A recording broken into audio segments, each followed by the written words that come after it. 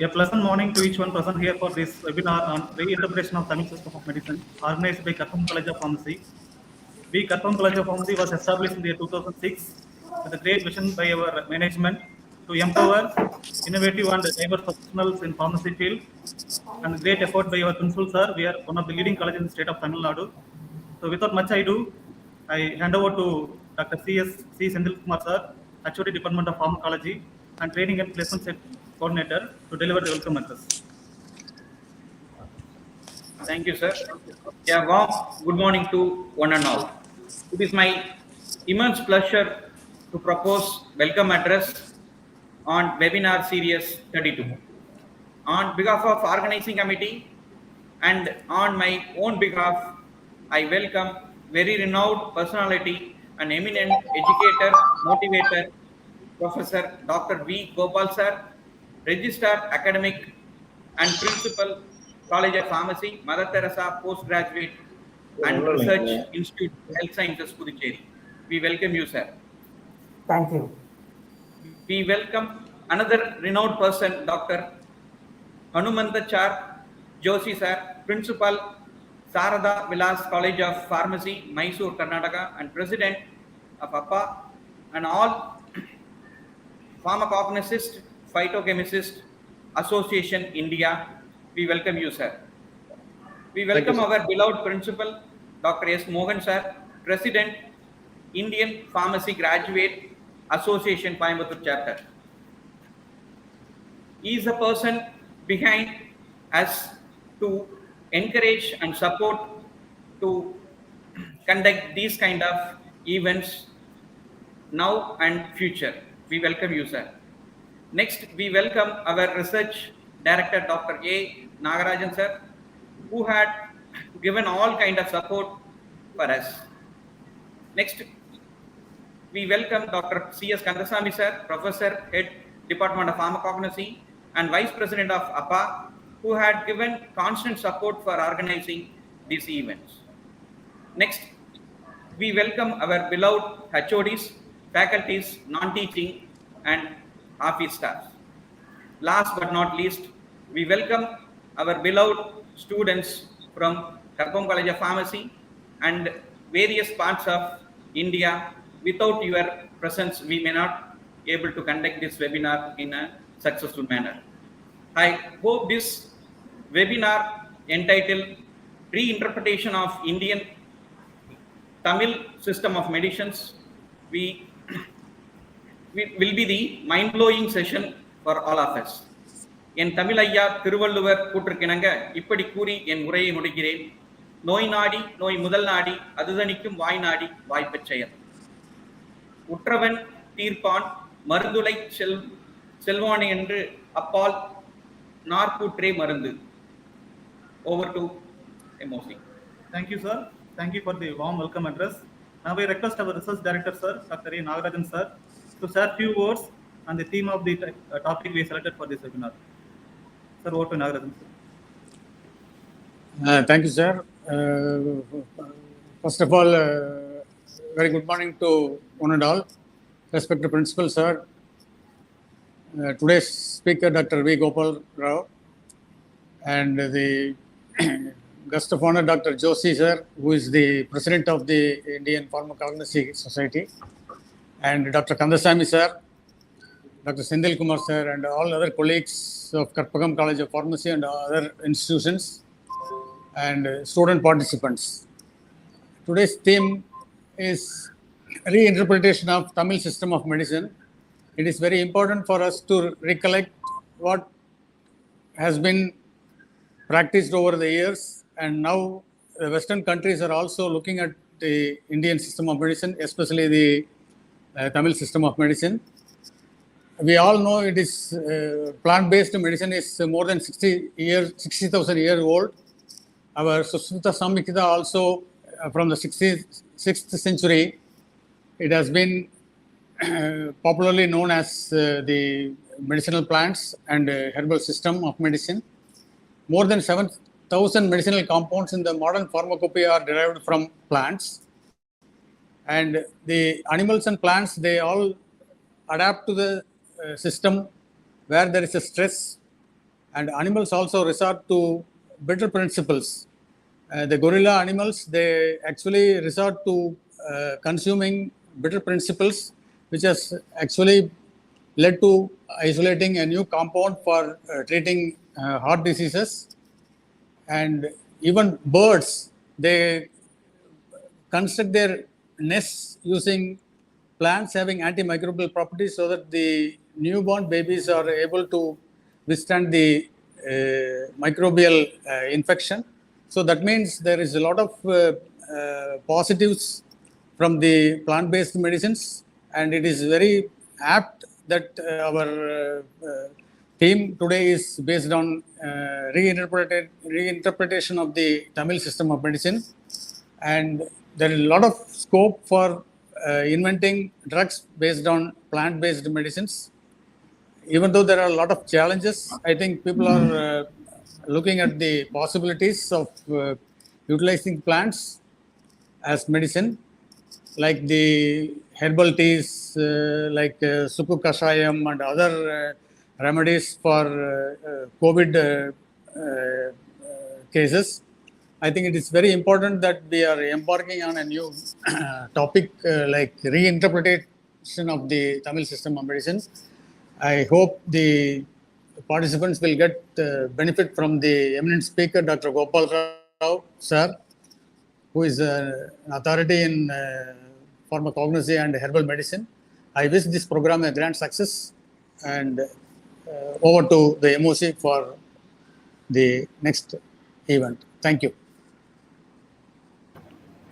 Thank you, sir. Thank you for your valuable information and sharing the idea and the theme of the topic we selected for this webinar. Now we request Dr. Hanumandacha Joshi, sir, President, All Pharmacognosys and Phytochemists Association, and Principal, Saradavilas College of Pharmacy, to share few words on felicitation address. Sir, over to you. Very good morning and vanakkam to everyone. And first of all, my pranams to the teacher of teachers, Gopal sir, the epitome of research and the education in the field of the country, especially in pharmacognosy, because we have been observing him and we have been following him since since my student life. First of all, selecting my compliments to you for selecting that excellent title, sir, for the webinar. And thanks to the organizers like a principal of KCP and our senior Dr. Kandaswamy sir, Nagarajan sir, for the kind invitation. Because I know I'm really overwhelmed to see the title of today's talk, because Tamil language is one of the oldest in the world. It is not only in the country, because it is one of the oldest in the world, and the contribution of Tamil to various countries, especially Greek and even all the places, has been very well documented. And with a little, the knowledge what I have is, Siddha medicine hails from, the very root of Tamil Nadu. That is what. And this is one new, eye-opener you have made, sir, Gopal sir, because, in future, we have to identify such, the contributions from various parts of the country. Of course, the maximum contribution is from the South India since centuries. I wanted to thank you for taking it. It is really interesting. And another one is Appa is trying to make an awareness among all the people, definitely not for the senior people, but in the younger generation. Because down the line, what is happening? People are getting little discouraged, to enter into the pharmacognosy subjects or associated subjects. But if you look at, the exact, the research thing is concerned, most, because I have been hearing in most of the webinars by eminent speakers, maybe Dr. B. Suresh or even Durai Swami sir or TV Narayana sir, whenever they talk, they say that the entire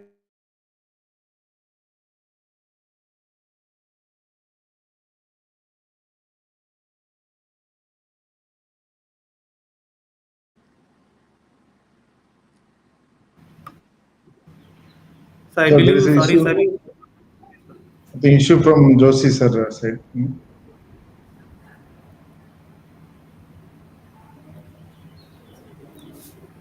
So could you able to hear us, sir? No, I think it's. So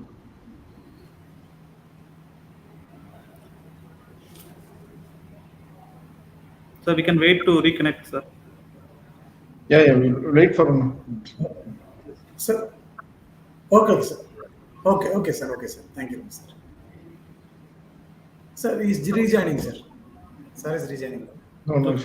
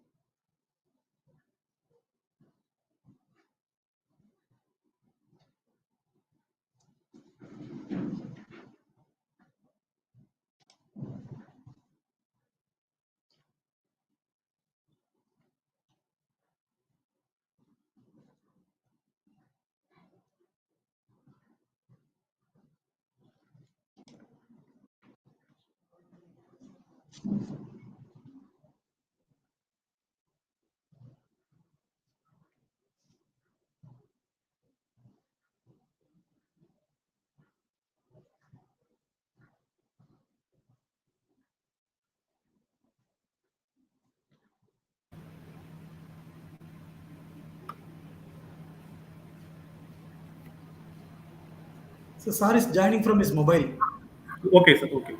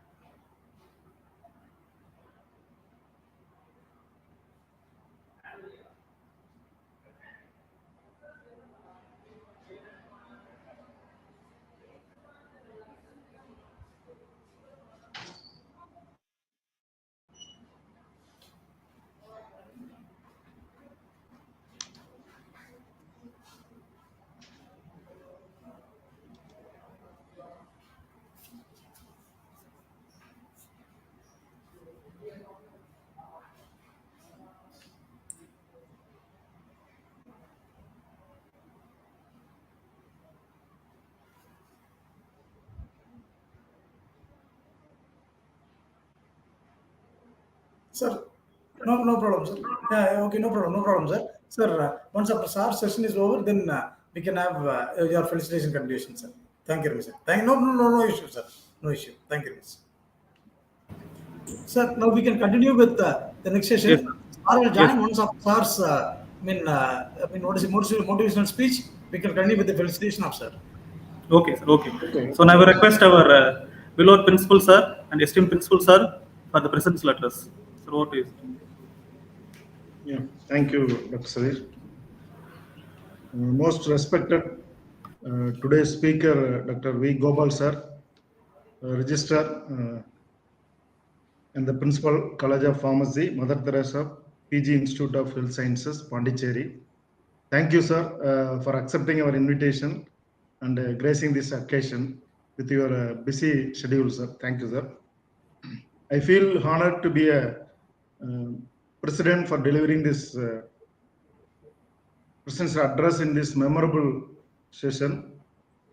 We all know in this current situation, we have many restrictions for our activities due to COVID-19 lockdown. but we don't restrict ourselves to update our skills and knowledge and giving valuable information to our students by conducting webinar series with valuable speakers. So in this regard, first I would like to thank Dr. Kandasamy sir, Professor and Head Department of Pharmacognosy of Pharm College of Pharmacy and Vice President of all Pharmacognosist and Phytochemist Association for his enthusiasm and efforts for organizing this webinar event. And I am very proud to announce that we have around 400 participants from 75 colleges in and around state and country. I thank Dr. Kandasamy sir for your efforts. And also I thank the coordinator of training and placement cell, Dr. Sendil sir and Dr. Sandeep sir for their initiation for organizing this event. And this initiation, today we have the webinar on reinterpretation of the Tamil system of medicine. So we all know now we are looking Indian system of medicine on this situation. We are giving more importance of Indian system of medicine than allopathic medicines. For example, we can say people are looking like Nilavembu or Kabasur Kudinir for boost their immune capacity. For this situation, people are not looking only the allopathic systems. So, but we are always lack of information, knowledge of Indian system of medicine.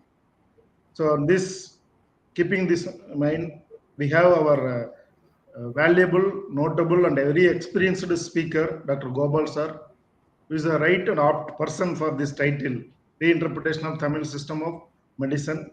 I am very sure that our students community will be benefited in this 1 hour or 1 hour interactions, and even our teaching community, all the faculty also will be having more information from our speakers. With this, I thank all the delegates, principals, and also I thank our Pharmacognosy Phytochemist Association President, Dr. Joshi sir, for his permission for conducting this event with their association, and IPGA Coimbatore chapter and IPA Coimbatore local branch office bearers. I thank everyone.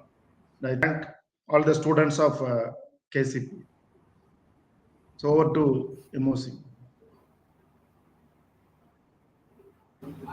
Thank you, sir. Thank you for your wonderful president's letters. Now I request Dr. C.S. Kandasamy sir, HOD Department of Pharmacognosy and the Organizing Committee Coordinator, to welcome our speaker and introduce the speaker to the audience. Sir, over to you, sir. Thank you, Mr. A very good morning to one and all to the webinar series 32 of Pharm College of Pharmacy. Our most respected principal, sir, Dr. S. Mogan, the hero of the day, and our noble orator, Dr. V. Gopal, sir, our esteemed special invitee, Dr. H. Joshi, sir, Principal, Saradavilas College of Pharmacy, and President, All Pharmacognosy and Phytochemist Association, our most respectable research director, Dr. A. Nagarajan, sir, my fellow HODs, faculty members, non-teaching staff, admin staff, and all our most valuable participants all over the globe. I am indeed pleased and honored to introduce my Guruji, Professor and Research Guide, Dr. V. Gopal sir, to the participants of our webinar series 32 of our M.B.A. accredited Pharm College of Pharmacy. Dr. V. Gopal sir is currently working as a professor, head of the Department of Pharmacognosy, Principal College of Pharmacy, in charge School of Indian System of Medicine, in charge Ayush Drug Testing Lab, and academic registrar, Mother Theresa Postgraduate Research Institute of Health Sciences, Puducherry, a government of Puducherry institution. Dr. V. Gopal sir has graduated from Government College of Pharmacy, Bangalore during the year 1990, Received post-graduation award from LM College of Pharmacy, Ahmedabad, Gujarat in the year 1992. Successfully awarded PhD degree from Gujarat University, Ahmedabad during the year 1996, and also has been awarded with M.B.A in Education Management and PGDCA from Alagappa University, Karikudi.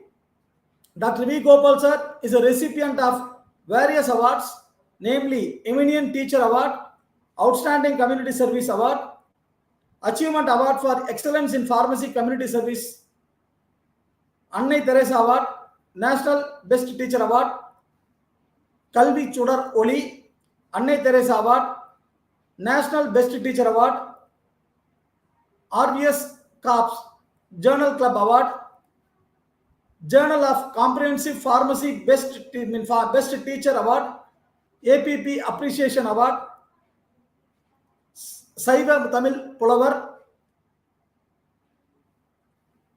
Siddhanta Rathinam, and much more. And his professional achievements, Dr. V. Gopal sir is a Central Council member of Pharmacy Council of India and convener of Education Regulation Committee and member of Ethics Committee of Pharmacy Council of India. And he is a member of All India Board of Pharmaceutical Education, All India Council for Technical Education AICTE, and has been nominated as Margadaras of M.B.A. and expert committee member of AICTE for the approval of UG and PG pharmacy courses. Member AICTE Southern Regional Committee, member GPAT Steering Committee, expert member of Approval Process Inspections of AICTE, NBA and PCA, a scrutiny committee member of AICTE, represented AICTE, PCI in UGC inspections. Elected as a member of National Managing Body of Indian Red Cross Society and nominated as a member of Disaster Management Committee and Medical, Maternity and Child Welfare Committee of Indian Red Cross Society. Nominated by the Government of India as member of Siddha Pharmacopoeia Committee and member of Siddha Advisory Board. Appointed as designated member of Monitoring Cell, Department of Drug Control, Government of Puducherry. Member Puducherry Pharmacy Council. Life member of IPA, ISTE, APTI, ICS and IPGA. Dr. V. Gopal sir possesses a total of 29 years of experience in teaching and learning or research at all levels of pharmacy education, starting from Diploma in Pharmacy, Master of Pharmacy, B.Pharm, Bachelor of Pharmacy, Master of Pharmacy and M.B.A in Hospital Management. He is an approved guide for PhD studies of 9 universities.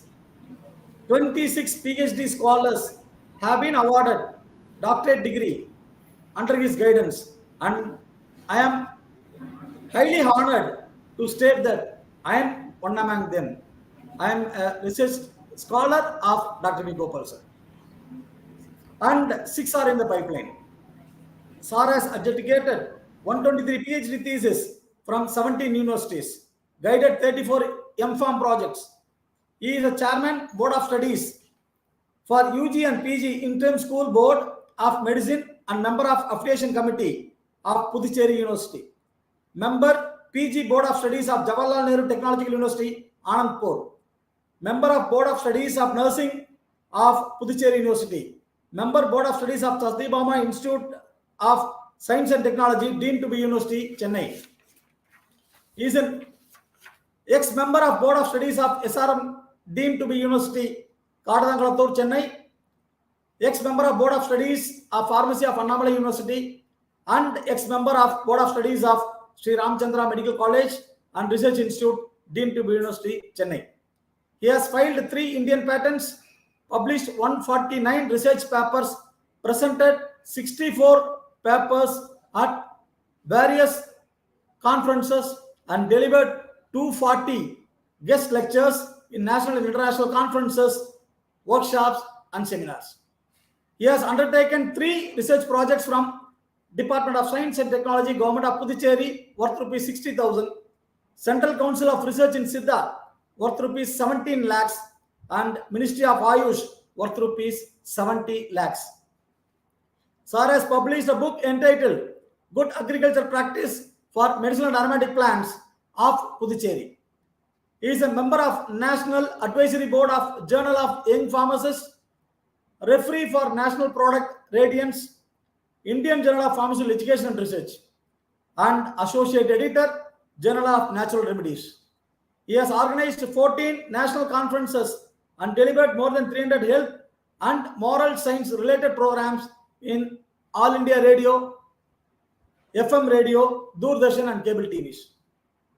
Sir has visited more number of international sites, namely Australia, Abu Dhabi, Dubai, Singapore, Malaysia, and so on.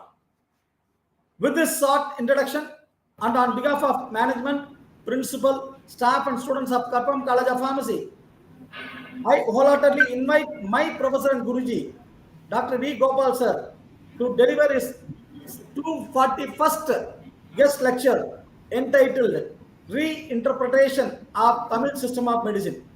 We welcome you, sir, to take your chair. Thank you very much, sir. Thank you, sir. Thank you for the warm introduction about the speaker. Now I request Hanumanta Joshi sir to continue with the felicitation address. Sir has joined back. First of all, my apologies for the technical issues what I had. Suddenly, you never know what happens with the internet. I have already consumed a lot of time, but thanks to Gopal sir for selecting such a wonderful topic. We are very eager to hear you, and thanks to the organizers from Karpagam for all the pain you have taken. And I can see 400 delegates. It's an excellent participation from across the country. I think there are some people who would have joined from other countries also. We have to just check it out. So I really, my good wishes to the webinar, and thank you, Gopal sir. And it's always a pleasure to listen to you. And kindly keep your association with us in future also. We need your blessings also. Thank you very much. Thank you, sir. Thank you for the felicitation address. Now the session is with our eminent speaker, V. Gopal sir. Over to you, sir. Am I audible? Yes, sir. Yes, sir. Okay. Thank you. Happy morning to one and all. It gives me great pleasure to be with you today morning and share my experiences on the topic reinterpretation of the Tamil system of medicine. In Indian language, the word Karpagam means wish, giving, living substance. If it is a tree, it is called as Karpaga Vriksham. That means a tree, a wish tree, whatever you ask, it will give. So similarly, this institute, Karpagam College of Pharmacy, has been granting whatever the students wish, knowledge, information, placements. So I'm very happy to be on stage at the Karpagam College of Pharmacy. I remember a short story. One person learnt about this wish tree and he wanted to see the wish tree. So he traveled long and at one point he was able to see the wish tree. He sat on the bottom of the wish tree and then he started wishing. So it is very hot now. I will be happy if there is a fan available here. So immediately a fan was available. Then he thought, I'm very happy here. So it will be better if I have a bed to sleep. Immediately a bed was available. Then he thought, if I can have something to eat, then immediately food was available. Then he thought, this is a forest. If suddenly a tiger comes, what will happen? So immediately a tiger came. And then he thought, out of fear, if this tiger eats me, what will happen? The tiger ate him. So seeing a wish tree is great, but you should know what to wish. So that is called interpretation. And every time you interpret, you will be interpreting it with your experience and it would become a reinterpretation. And that is the topic of today, reinterpretation of the Tamil system of medicine. So why did I choose this Tamil system of medicine instead of choosing Siddha system of medicine?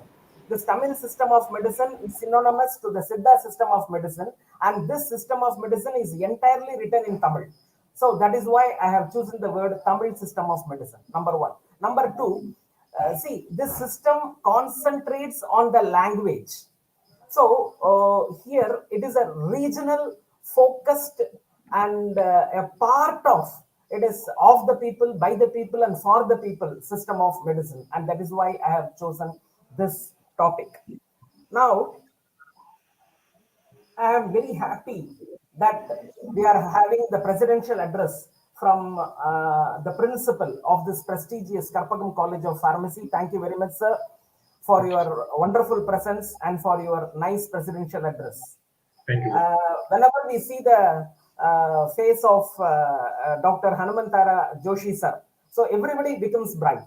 So a very bright face, a very active personality, and the president of APPA. So APPA in Tamil means father. So Association of Pharmacognosist and Phytochemists. So this is a very vibrant association, and I'm very happy that the president and the vice president are here on stage, and I thank them for this wonderful invite. I'm here to be associated with them, and it's my pleasure being with them. I'm very happy to listen to Dr. Nagarajan, the research director of Karpagam group of institutions. Sir, your speech was very informative and useful and valuable. Thank you for your august presence. I'm always delighted to be in the company of Dr. C.S. Kandasamy, a very systematic, hard-working person. So you might have seen in all the WhatsApp groups for the past 1 week, he has been posting the information about this webinar, and his systematic hard work has yielded result. 75 colleges are participating with more than 400 participants. That is really great. Congratulations to Dr. C.S. Kandasamy, and I'm very happy, and I thank him for having given me this wonderful opportunity.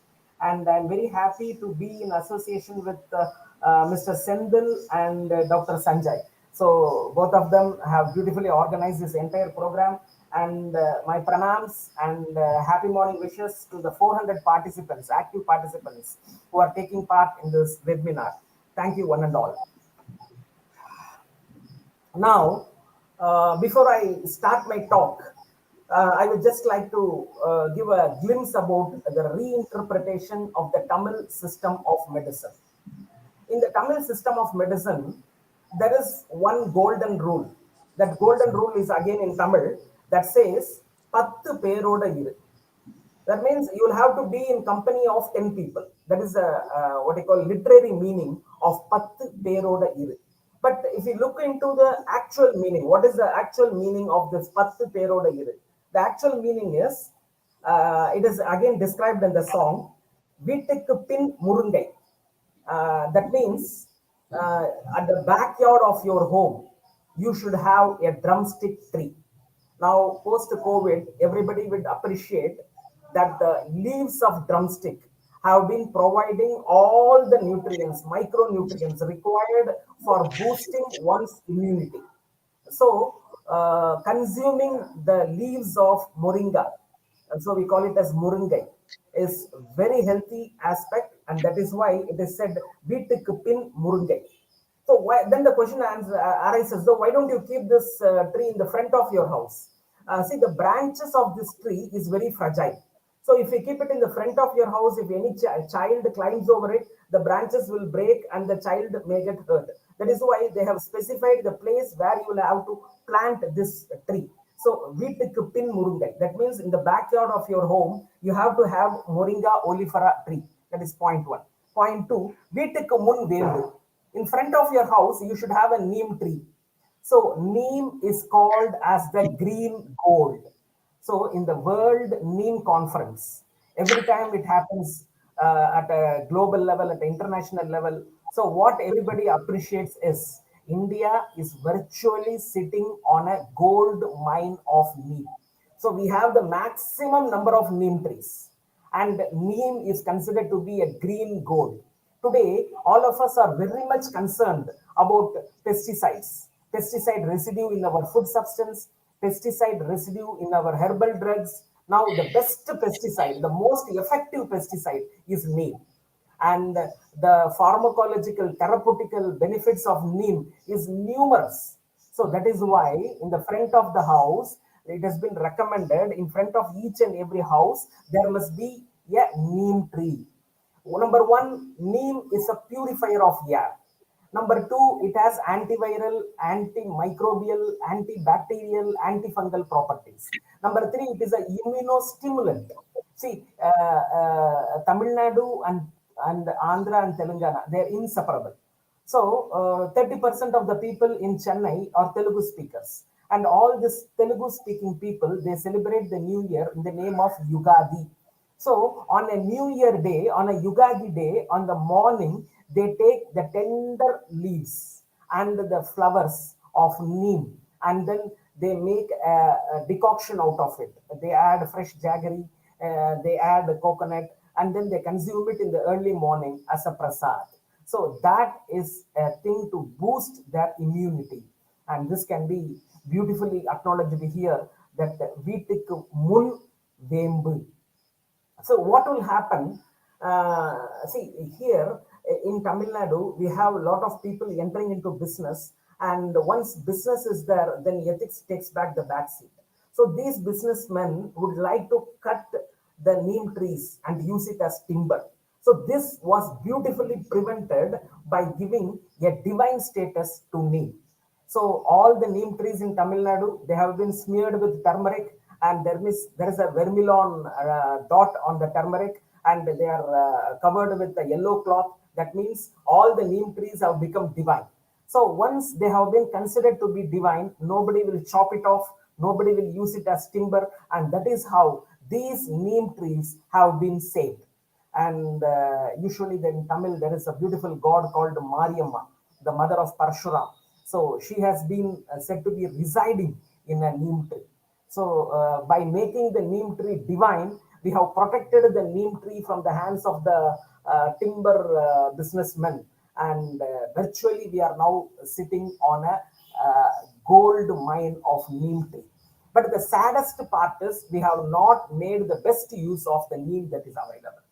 So neem bark, neem seed, fixed oil from neem, the leaves, the flowers, everything is used. There is not even a single part of neem that cannot be used, but everything is underused. So we sell, if you take the neem leaf, 1 kg is sold for 4 rupees. And what does the businessman do? He dries it, and then the dye, he makes it a powder, and then he sells it for 400 rupees. So there is a value addition. And then there is somebody fellow who makes an extract of it and sells it for 4,000 rupees. And there is one person who isolates the total alkaloids and he sells it for 4 lakh rupees. And there is one person who isolates only the limbidin and then he sells it for a very exorbitant amount. So this value addition is very important. And we pharmacists, we all read pharmacognosy. So we should see that we sell the value added product instead of selling the raw material. So we all start with this, we call it as Veetikku mun vembu. That is in the front of your house, you should have a neem tree that gives you oxygen, that gives you shade, that purifies your air, and it protects you from the attack of microorganisms. So Veetikku mun murungai, Veetikku pin murungai, Veetikku mun vembu, kulikka mukkani. So this is a beautiful word in Tamil. That is, in those days, the bathroom, the washroom was separate from the home. So if you take pre-independence, all the houses, especially in Tamil Nadu, the house will be separate, and at the backyard there will be the washroom. So there will be no connection between the washroom and the home. And we were all healthy. We didn't have much disease. And slowly, because of our laziness, because of our want for comfort, the washroom started coming towards our home. It was attached with the home, and then now it is attached with the bedroom. So once the washroom is attached with the bedroom, then we are sick. So I think each and everyone will be able to reintrospect and find out the reasons. Now, in those days, when the washroom was away from the main home, so the water coming from the washroom, so that water was used for rearing 3 fruit yielding trees and plants. The first one was plantain. We call it as vare. So usually we call it as vareyadi vare. That means once there is a plantain tree, it will give rise to a lot of offshoots. And once you plant one tree, then for generations to generations, you will be having that tree. So that is called vareyadi vare. So first one is vare. And the next one is mango. and the third one is jackfruit. So these three fruits are essential to be in each and every house. And the plantain requires more water, and then next less water is required by the mango tree, and then still less water is required by the jackfruit. So that is why they are all planted surrounding the washroom, so that the water is optimally used.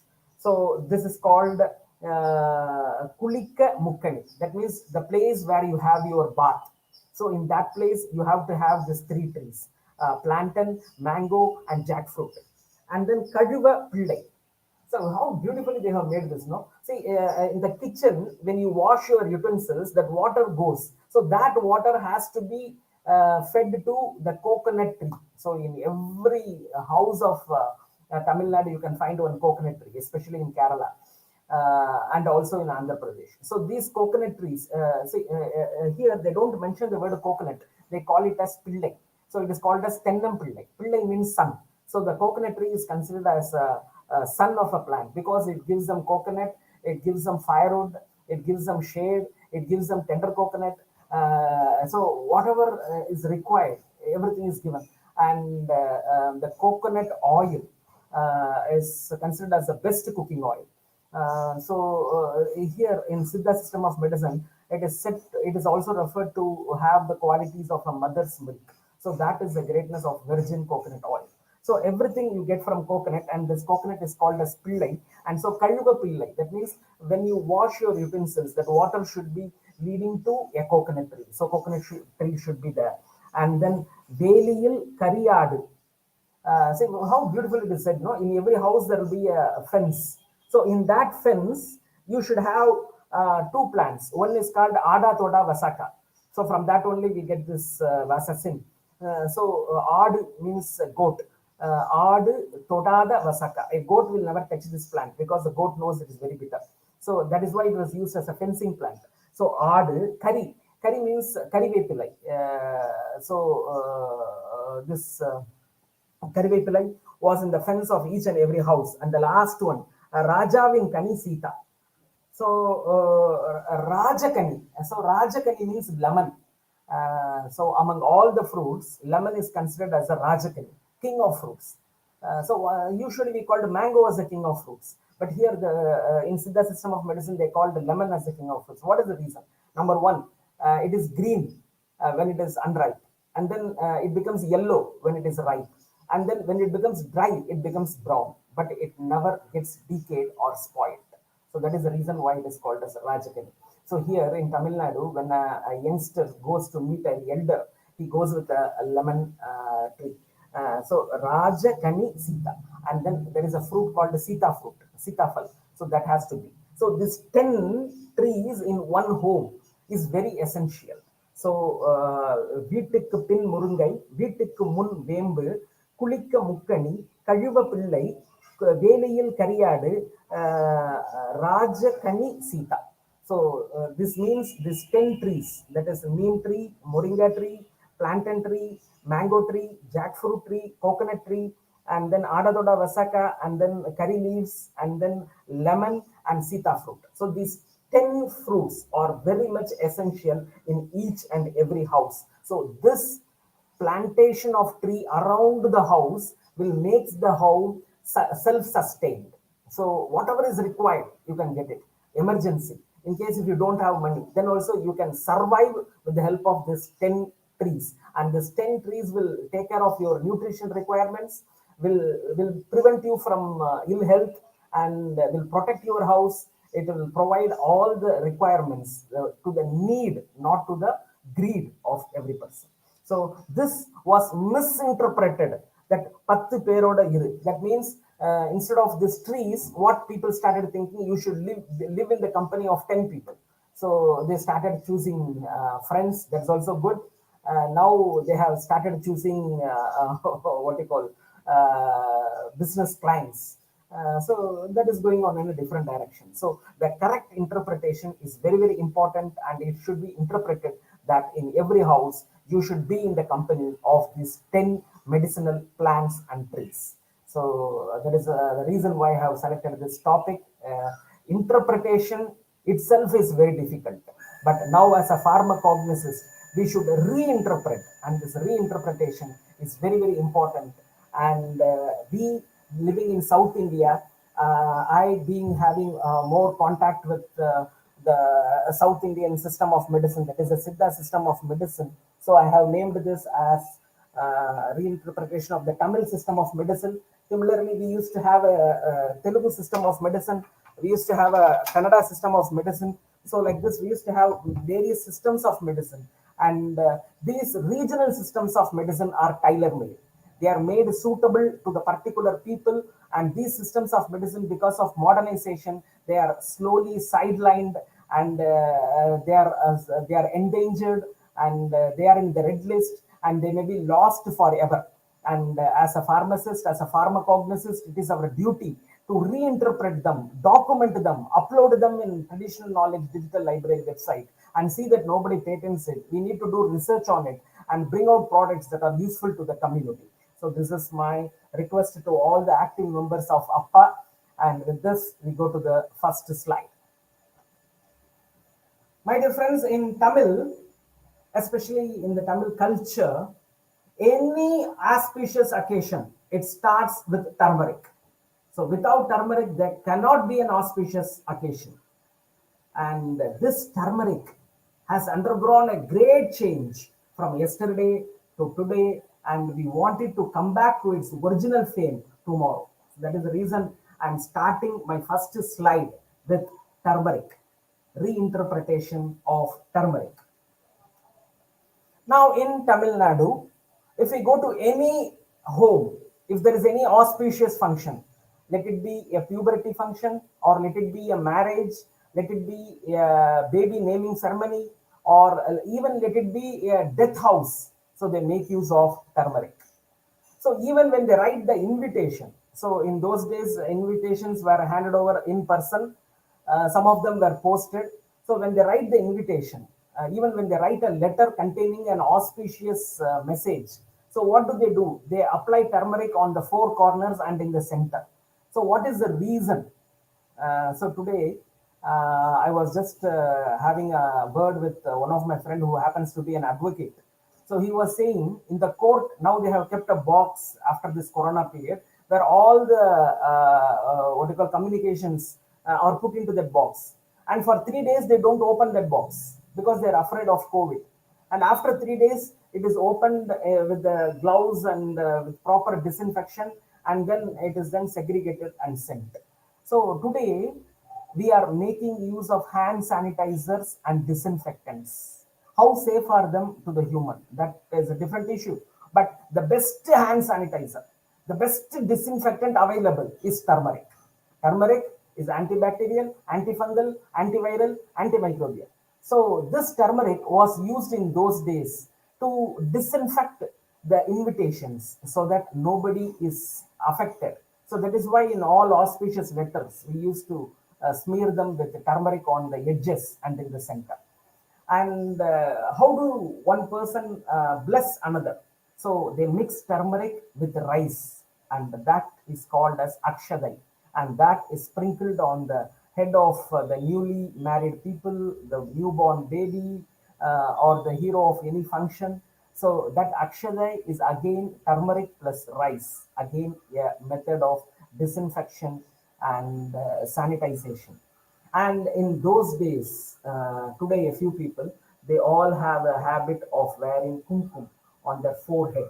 So what is this kumkum? This kumkum is nothing but, in English we call it as vermilion. This kumkum is nothing but turmeric powder. So turmeric powder, when it comes in contact with lime, we call it as chunna. So then it becomes a red in color. And to avoid the harshness of lime, it is mixed with oil, preferably gingerly oil. And this is called as kumkum. So this is applied on the forehead of almost all Tamilians, especially the women. So what is the belief? They believe that we all know that turmeric has curcumin, and this curcumin is sustained released as a what you call through the skin. So this is a topical application where there is a sustained release of curcumin into the skin. So we started with this very good practice of applying turmeric on the forehead, but slowly we have, for the sake of convenience and for the sake of comfort, we have gone to stickers. So the stickers are red color velvet cloth which have an unapproved gum and round shape, any shape you want it, and it is stuck on the forehead. Now this gum will create a bit of itching sensation and the skin there will become black, and it may have a very good appearance, but that is not the reason for which the Tamil system of medicine introduced this wearing vermilion on the forehead. So after this session, the take home message for all the participants is, please ensure that we go back to the original version. We reinterpret that we should be wearing only a turmeric powder with lime and oil on our forehead. So this will sustain release curcumin into our skin, and we will be healthy, and it will prevent us from getting any illness from microorganisms. And another one thing is, turmeric is sprinkled on the corners of the house. So turmeric is mixed with water and is sprinkled. So what is the reason? To ward off insects. So any kitchen in those days, they used to start cooking only after smearing turmeric on the stove. So in case for the warmth of the stove, some harmful or some poisonous insects may be there in the stove. In those days, they were making use of firewood. So in the firewood stove, that warmth will be there. And for that warmth, some snakes, some centipedes, some scorpions, they might be there. So when you sprinkle them with the turmeric, so the smell of turmeric wards away those, poisonous insects. And that is the reason why it was used. If you come to a village in Tamil Nadu, all villages will have temples, and in all the temples you can find one termite hill.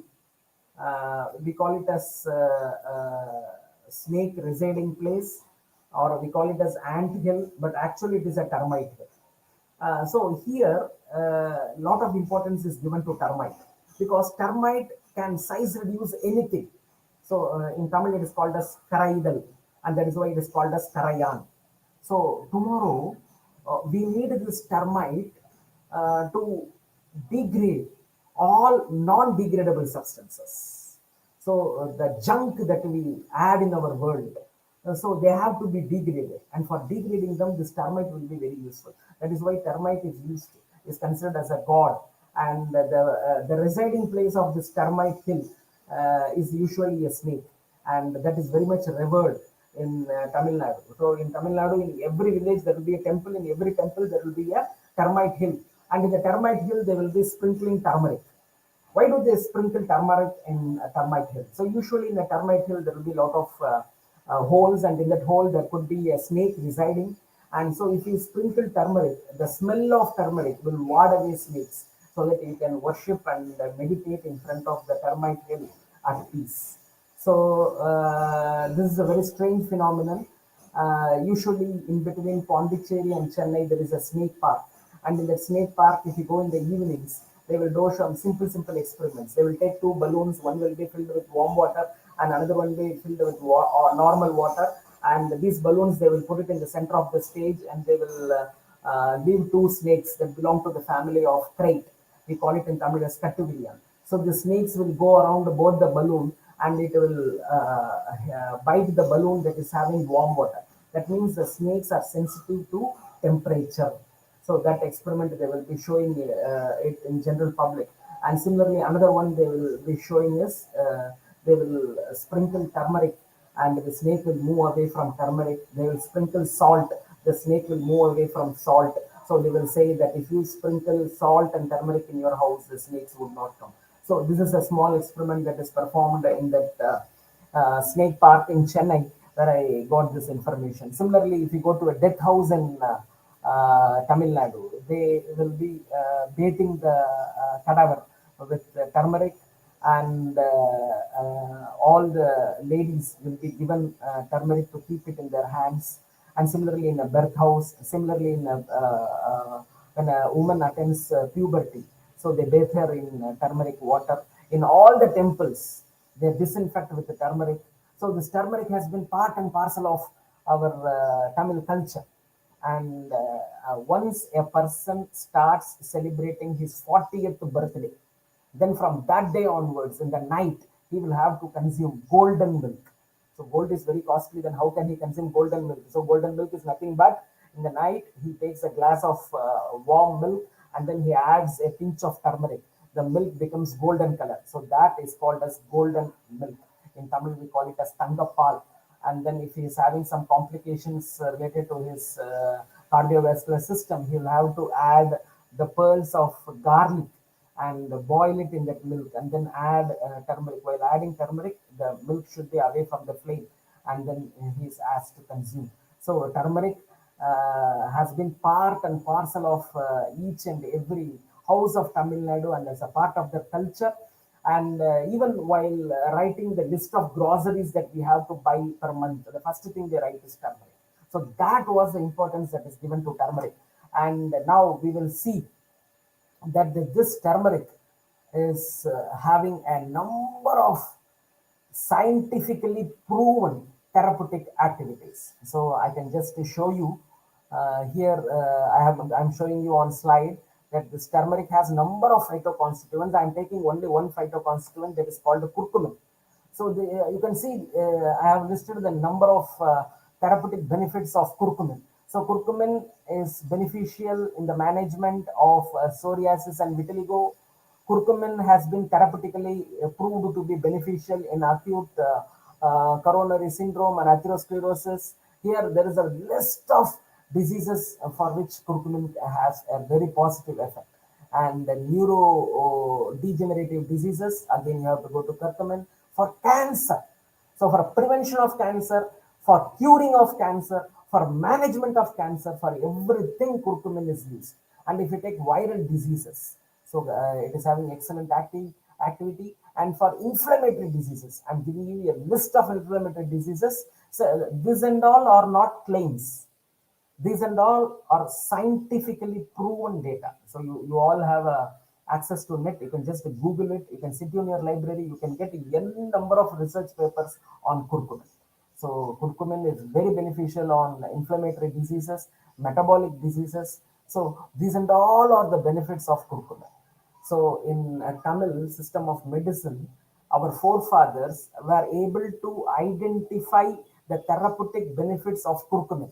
And that is why they had made it mandatory. They have made it a part of the lifestyle of using curcumin. But what has happened over the years? We have forgot this using of turmeric. In those days, there used to be a separate place for the women to take bath. There used to be a water body. It could be a lake, it could be a pond, it could be a river. So in that water body, there used to be a separate place for the girls and separate place for the men to take bath. In some places, it would be the same.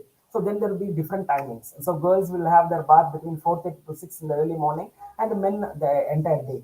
So when the woman goes to have their bath in the water body, like a river, a pond, a lake, in the early morning, there could be an attack by crocodiles. There could be attack by snakes. So what do? They carry with them the corns of turmeric, curcuma lanta, and then they scrub it on the steps, and then they wash it in water. So the smell of turmeric will ward away crocodiles. The smell of turmeric will ward away snakes. So that was the custom in those days. So right from having bath as a cosmetics, as a food, as a disinfectant, whatever you name it, turmeric was used throughout in the lifestyle, but now it is not being used. That is very sad. So it has been misinterpreted. In the name of fashion, we have forgot and we have lost contact with turmeric. And that is why now we are very much prone to a number of disease. Now we should reinterpret and we should start using turmeric. We should start using turmeric, like the women smear it on their face so that unwanted hair is removed, blemishes are removed. You will not have fungal infections, viral infections, bacterial infections, and turmeric is consumed. So it is having excellent antioxidant activity. So it will prevent you from cancer. It will prevent you from number of diseases. And it is used as a medicine for the number of diseases that I showed in the previous slide. But if we go to the market, today we are all fond of only the color. The turmeric means it should be bright yellow in color. But what happens? Even the turmeric powder is being adulterated. So we pharmacognosists, we should be very cautious about it. I'm showing you one slide here where the turmeric, even the whole turmeric is being adulterated with lead chromate. So today when we go to the market, everything should be appealing. We are not going for the goodness of it. We want things to be appealing, and that is misguiding the businessman. So he is smearing the turmeric with lead chromate so that it will have a beautiful appearance. Now, when you buy turmeric, what you have to do? Very simple. There is a dark test, detect adulteration with rapid test. So this is a dark test, a very simple test. You have to take a glass of water and put turmeric into it. If the water gets the color, that means it is adulterated. Don't buy it. If it doesn't take the color, then you can use it. So it's a very simple test, and here the culprit is lead chromate. And there are other artificial colors. Now, even in the powder of turmeric, it has to be bright yellow. So they add a lot of other colors. So you can all find out the colors by just putting it in water. If it is a turmeric powder, you just a teaspoon of turmeric powder in a glass of water. Natural turmeric powder leaves light yellow color while settling down, whereas adulterated turmeric powder will leave a strong yellow color in water while settling down. So from this you can find out how turmeric is being adulterated. And now, what is a reinterpretation? The reinterpretation is very simple. Please, the take-home message too. As soon as you go home today, the first thing you will have to do is please ensure that you make use of turmeric. Your grandmother, your grandfather, your mother, your father, they will guide you in how you have to use turmeric. Please make use of turmeric and be healthy. So that is the reinterpretation of this Tamil system of medicine, which is concentrating on the use of turmeric as prophylaxis, that means prevention of disease, and as a cure, and for the management of a number of other diseases. Okay. So we will go to the next slide. And as I said, we have this beautiful word Ayush, which means Ayurveda, Yoga, Unani, Siddha, and Homeopathy. And in this, we are concentrating today on Siddha, which is a Tamil system of medicine. So there was a very big continent called Lemuria, and the people from this Lemuria continent were trying to come to India because Lemuria continent was frequently attacked by tsunami. So they were entering India through the southernmost tip. Where was this Lemuria continent? This Lemuria continent was encompassing Australia, Madagascar, and all the islands that you see in between. That is Sri Lanka, Lakshadweep, Andaman Nicobar, Singapore, Malaysia, Java, Sumatra. They are all part of this Lemuria continent. And this Lemuria continent started going under the sea because of the attack of tsunami, and people started entering into India through the southernmost tip. And when they entered into India through the southernmost tip, there were not perennial rivers, so less of vegetation, but minerals and metals were available in abundance. So with the available vegetation and with the available minerals and metals, they started coming out with a system of medicine, which they call it as Siddha system of medicine. And this system of medicine was tailor-made only for the people of Tamil Nadu. It could be used globally, but the aim was, it was made from the experiences of the people, Tamil-speaking people, and this Tamil-speaking people who started developing this system of medicine, they were all basically scientists. So Siddha means science, Siddhar means scientist. So they are all the scientists without any attachment to material wishes. So they don't want anything, they don't want money. If somebody gives them food, they will accept it. So they don't want any, they don't have any wants, they don't have greed, they don't have desire, they don't have any wish. So then he becomes a Siddhar. So then he becomes a Siddhar, and that as a Siddhar, he starts contributing to the Siddha system of medicine. So this entire system of medicine was for free to the community. So in every village, there will be a Siddha physician, and the Siddha physician is not supposed to charge any money from the patient. The patient in turn will take care of the needs of the Siddha physician. Suppose in case if I am an agriculturist and if I am what you call growing rice, so after harvest, the first bag of rice, I will give it to the temple. The second bag of rice, I will give it to the king. The third bag of rice, I will give it to the Siddha physician. Suppose if I am a weaver, so when I start weaving my cloth, the first 1 meter I will give it to God, the second 1 meter is to the king, the third 1 meter is to the Siddha physician. So like that, each and every person in the village used to take care of the needs of the Siddha physician, and the duty of the Siddha physician was to see that the entire village is healthy. So when he is giving medicine for free, there was no reason to adulterate. There was no reason to substitute. And that is why the quality control standards of Siddha system of medicine are very simple, generalized, and they are focused. Now everything has become money. So when money comes in, then ethics takes the back seat and profit takes the front seat. When profit takes the front seat in business, then whatever quality control parameter you try to impose, the businessmen will try to find out a loophole, and there could be a problem. So these problems were avoided in the Siddha system of medicine because the system of medicine was practiced for free. You are not supposed to take any money. So when the mother is giving food out of love, so she will not adulterate, she will not substitute, and she will see that the best food, the best quality is available to her children. So similarly, the Siddhas have seen that the best medicine is available to the society. Now, I have gone across Ayurveda, Unani, Amchi, Tib, Korean system of medicine, African system of medicine, Chinese system of medicine. So there are a number of systems of medicine, but there is something very specific about the Siddha system of medicine. In the Siddha system of medicine, which is also called as the Tamil system of medicine, they have very beautifully made it that if you are a human being, you can suffer from 4,448 diseases. So how beautifully the system has come, no? They have, it is a totally developed system. So in this system of medicine, they have said, if you are a human being, you can suffer from 4,448 diseases. Now the definition of the disease, the next is how to prevent that disease. Then is how to cure the disease. We don't speak about management. Today, the diseases are being managed, they are not being cured because it has become a business. But here in the Siddha system of medicine, we are speaking only of cure. And the cure it comes at the later part of the Siddha system of medicine. The first part is prophylaxis, how to prevent the disease. So that is the greatness. Even in this 4,448 disease, there has been mention of our COVID-19. There is one Siddha called Idaikada. So he has documented that in his season, there was an attack of a similar kind, similar to COVID-19, and people started living on hillocks. So at the time, the population was very less. So each and everyone was social distancing himself on the top of a hill. And as I said, in every house, there must be 10 plants. So they were self-sustaining themselves with available, greenery. Each and everyone was rearing goat.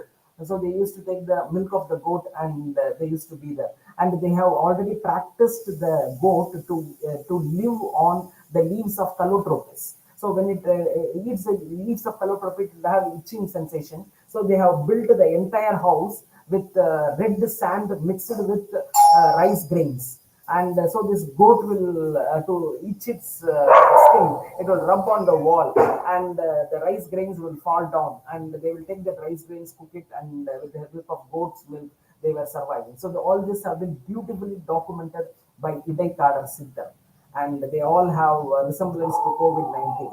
And similarly, in Andhra Pradesh, there is one place called Nandiyal. So in that Nandiyal, there is a very big Nandi statue. So that is why it's called as Nandiyal. There we have a great saint called Brahmangal.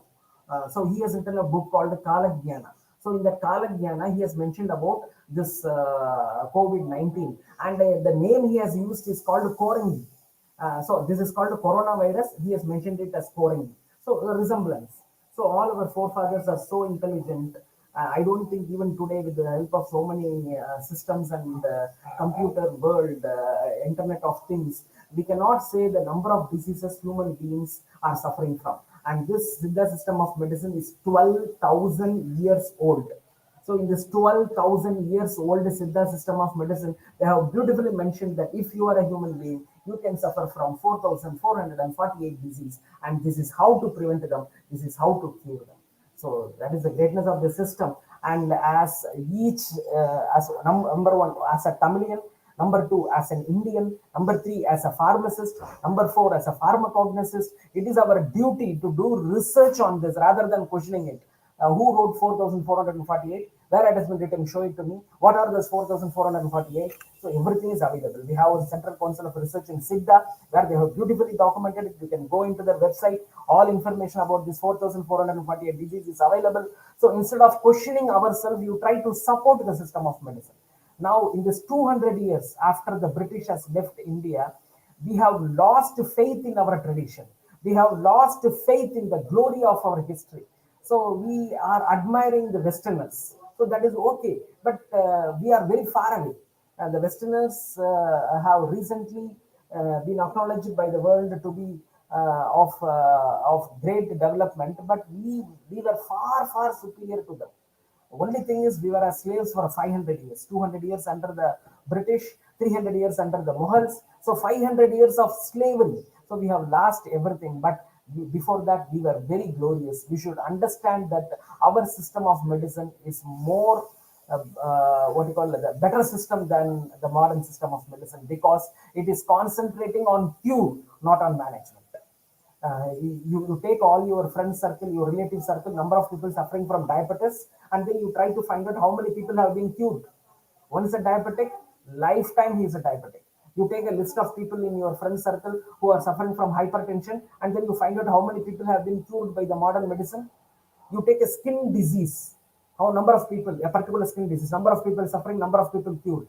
So you use the medicine, the symptoms will come down, you stop the medicine, the symptoms will again come back, start using it. So it has become a business. So this is nothing like a business. So here, as I said, the first university in the world is Takshashila.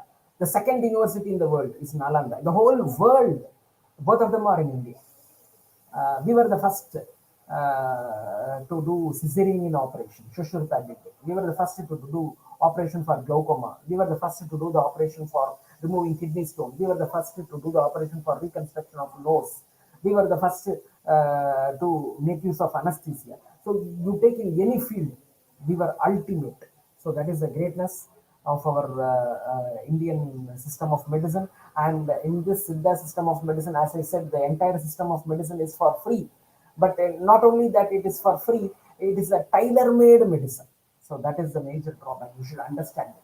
Here in the literature, whatever medicine is available, this medicine is available for a single person.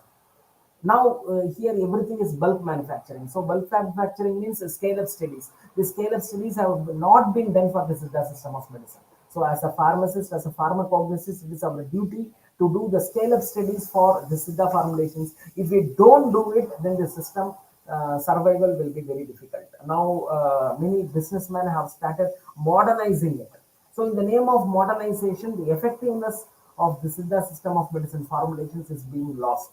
So this scale-up studies has to be done on a war footing to save the system of medicine.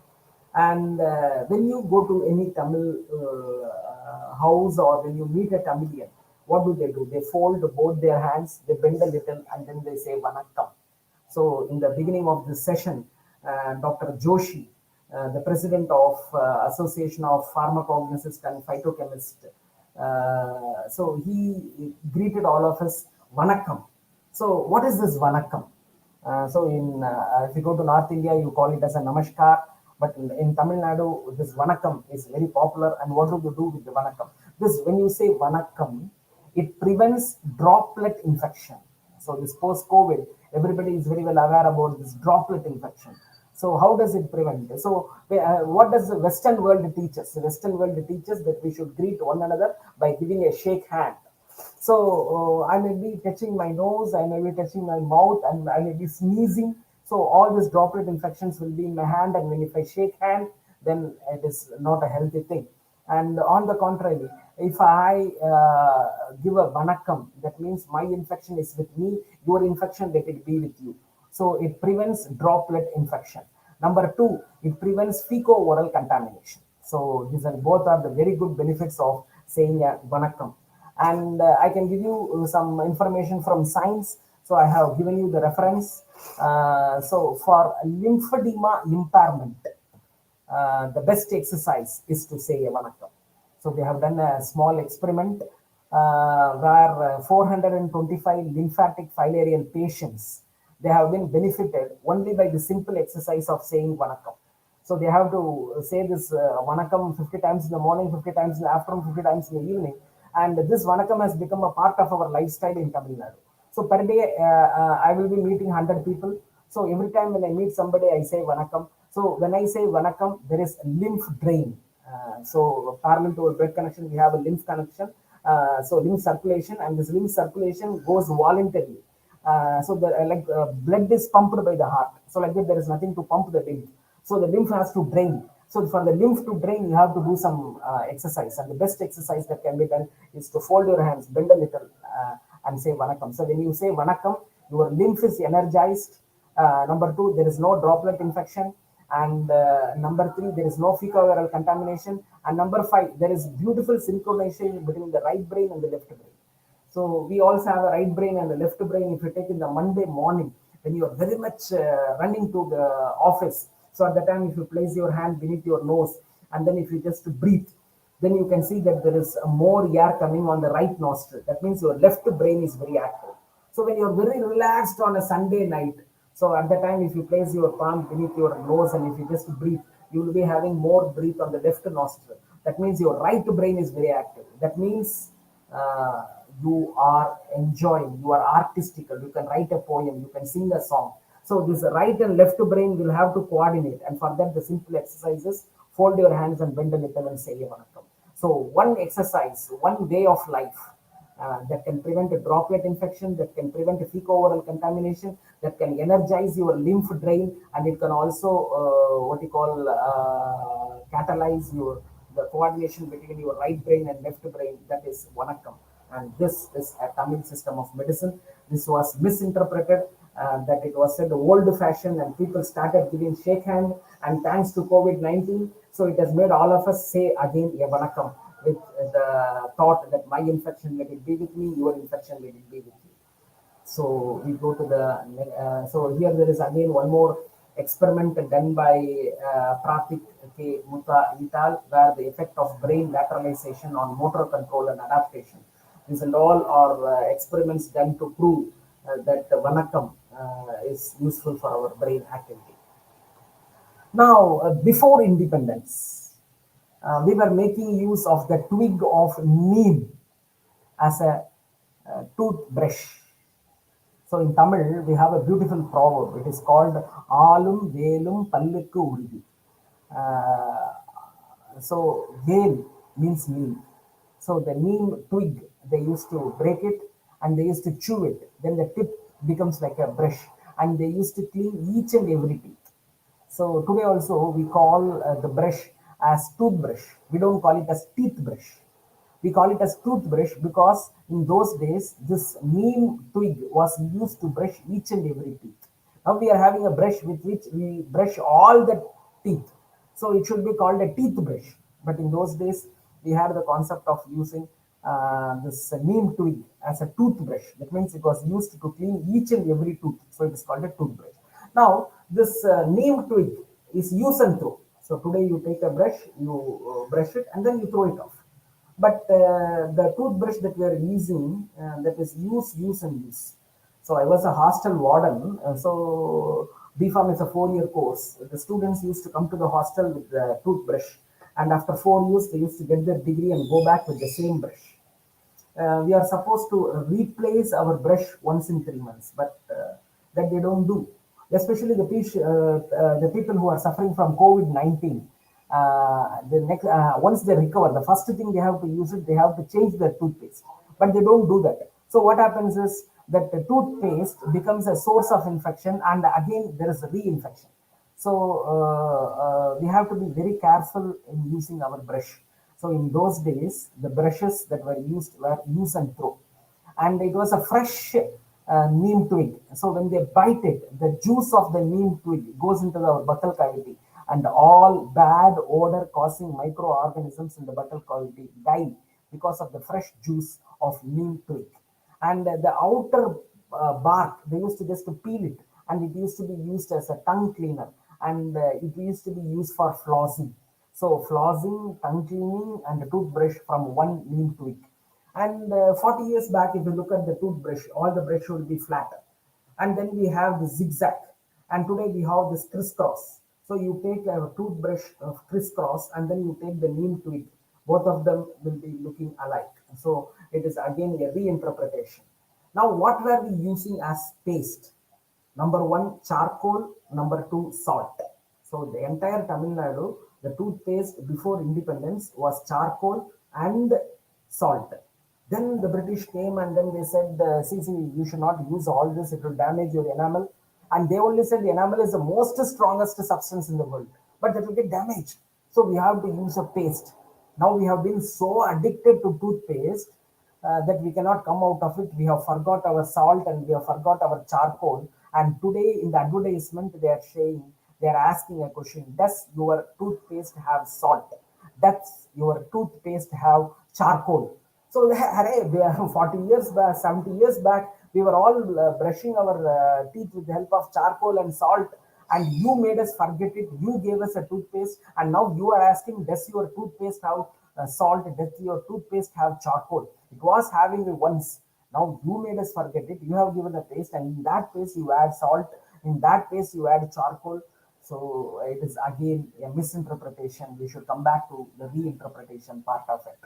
So we all know, even in South India and also in North India, after food, they used to take a pinch of salt and they used to just massage the gums and the teeth. So this is a habit, this is a practice in India for healthy teeth. We have one very interesting personality. His name is called Dhanapal. So he is an organic farmer. I don't know. They say he is 92 years old, but its exact age I'm not able to prove it because now everybody wants proof. But he has given one beautiful observation. So we had one function and he was the chief guest of the function. And then in that function, he gave one observation. He said, see, I'm not a scientist, but I have my observations. I'm 92 years old. That means I have seen 3 generations. So in these 3 generations, what have I observed? Observation number 1, the British introduced white sugar, the white sugar that we are all consuming today. Before that, we were using only jaggery powder, jaggery. And after the introduction of white sugar, I'm able to see a rise in the number of cases, the number of people suffering from diabetes mellitus. It's up to you to prove it. It's only my observation. The number 2, we were making use of shikakai, gram dal for washing our hair. The modern people, they introduced shampoo. And after the introduction of shampoo, I'm able to see the increase in hair loss. Before that, we didn't have so much of hair loss. With the introduction of polythene bag, the number of cancer cases have increased. You can just Google in the net. There are villages in India called cancer villages. The entire village is suffering from cancer. So there are trains that go from the village to the cancer hospital nearby. The entire villages goes for treatment of cancer thanks to polythene. And after using refined oil, then number of cases of heart attacks have increased. See, before that we never used refined oil. We were using the cold pressed virgin oil. After the introduction of soap, the number of skin diseases have increased. The skin have become dry. So we were using shikakai, we were using gram dal powder for having bath, and after that this is come. So after using mixie, grinder, washing machine and dishwasher, the cases of normal delivery have come down. I think the time is 12:32. Organizers, can I have another 5 minutes?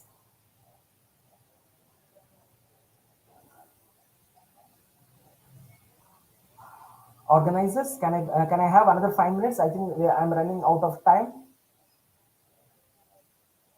Okay. Sir, please continue, sir. No issues. Please continue, sir. Okay. Thank you. I will complete in another 5 minutes. Thank you. Now, If you look at the Tamil system of medicine, in yester years, we were basically rice eaters, but we were also fond of small millets. So all these rice and small millets that were cooked on the previous day night, they used to be soaked in water, and the next day, in the early morning, that was the staple breakfast. The reason was in those rice there was growth of yeast, and wherever yeast grows, that food is assimilable. You can easily assimilate it, easily digestible. All the micronutrients are absorbed, and now this habit is gone away. But now it is slowly coming back. In Coimbatore, where Karpagan College is there, there is one restaurant that is giving only this old rice, parayad we call it, or paraya kanji we call it. So now we don't get the growth of yeast because all this rice is having pesticide residue. So because of the pesticide residues, there is no growth of yeast. But if you have an organic rice, then that is the best breakfast that you can have. That is the best way to break your fast. Now, in those days, there was a habit that as soon as they cook, the first portion of the food is given to crow, because in case if there is an accidental poisoning, then we can know it from the crow. And the another one was the first portion of the food is placed before God, and it is offered to the fire. So in case if there is any poisoning in that food, the flame of the fire, the color of the flame of the fire will show that if there is any poison. And both crow and what you call offering to fire, they were considered as poison detectors. So we all know about flame photometer. We all do experiments in the chemistry lab where we take a small sample and then we insert it into the flame, and then we see the color of the flame, and then we are able to detect it. So this all was done in yesteryears by our forefathers in Tamil system of medicine. I'm having around 49 slides, and I have just crossed a few slides. But still, what is my aim? My aim is each and every participant who is watching this, first, please get fascinated by your regional system of medicine. That is number one. So Joshi sir is from Karnataka. So he will be more fascinated by the Kannada system of medicine. People from Andhra will be interested in the Andhra Telugu system of medicine. So that is very important, because if we don't get fascinated by that, that system of medicine will be lost forever. So number one, get fascinated by your regional system of medicine. Number one. Number two, become a fan of your regional system of medicine. So one, it is a patriotic move. So as an Indian, it is your duty to get fascinated, to become a fan of your regional system of medicine. Then get interested in the system of medicine, get a lot of information, read about it, document about it, and then you create awareness about that system of medicine. So whenever you go to a social gathering, start speaking about the regional system of medicine, the importance. And then if everybody starts speaking, then that system will start growing. And now that is the need of the hour. So now everybody is going for patenting. Now everybody is going for publications. So you try to gather this information and try to upload it in traditional knowledge digital library, initiative of the government of India. Once you put this in the TKDL, then nobody else can patent it. And we can protect and save our traditional information, and then we can modernize it and make it patient friendly, and we can give it to the community, and with this the community will be healthy. After COVID-19, the outlook has changed. Everybody wants to have a strong immunity. So in Tamil, we used to celebrate Pongal for 3 days just for the purpose of exposing each and everyone to the sunlight, so that he gets sufficient amount of vitamin D that is useful for his what you call immunostimulant activity. So today we celebrate Pongal by sitting indoors, sitting in front of the TV. We are watching Jallikattu in front of the TV. We are watching movies in front of the TV. We are sitting glued to the TV. And actually, this whole function was meant for exposing ourselves to the sun. In those days, when I was a small boy, Pongal, Matu Pongal, Karinal, all the 3 days we will be out. And usually at that days, we don't have the habit of wearing a shirt. and we used to just roam with our bare body with only one dhoti, and we used to get sufficient amount of vitamin D. And while going to the temple, we used to get vitamin D. So we used to have a natural sun bath. So that was misinterpreted. You should wear a shirt, and then you should celebrate everything indoors, and then you take a vitamin D tablet. When vitamin D is available for free through our sunlight, why don't we make use of it? So that is called reinterpretation. And that reinterpretation is very important for our Siddha system of medicine, which is called as the Tamil system of medicine. I once again thank the 400 active participants from 75 colleges. I thank Karpagam College of Pharmacy. As I said in the beginning, so whatever the students want, they are able to provide, either be it a class, be it a webinar, be it a placement. So they are doing great service. I appreciate them, and I'm very happy.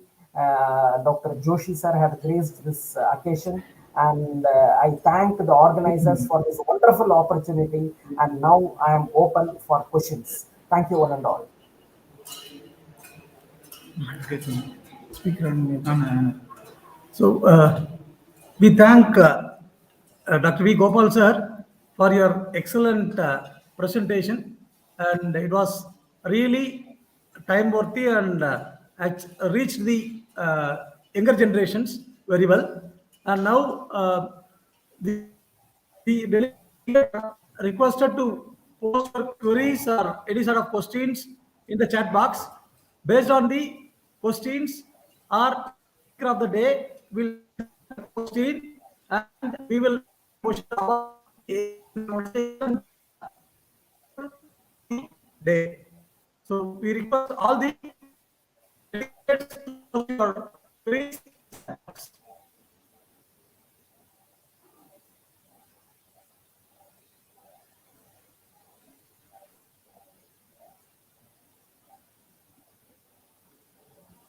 There is a question, sir. Ah. So could you see the question, sir? That was a compliment from Dr.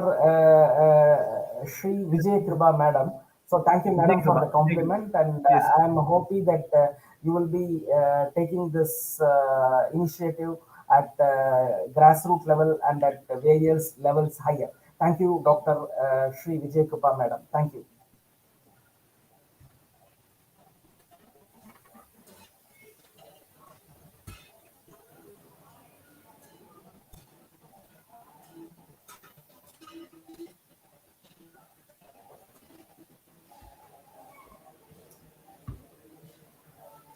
Again, there is a compliment from Dr. Sendil. Thank you very much, Dr. Sendil. Yes, sir.